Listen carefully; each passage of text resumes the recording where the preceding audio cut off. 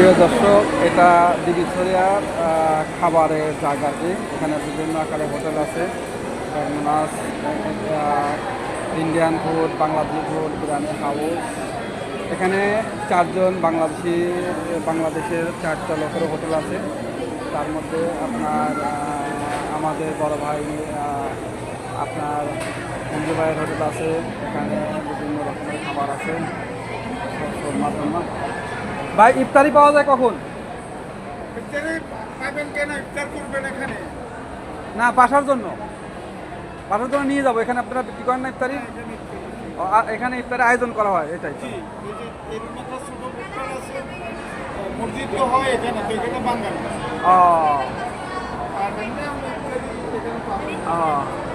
আচ্ছা আচ্ছা, ঠিক আছে। পাবনা মঞ্জু ভাইয়ের চিনি, মঞ্জু ভাইয়ের বাসার পাশে বাসা।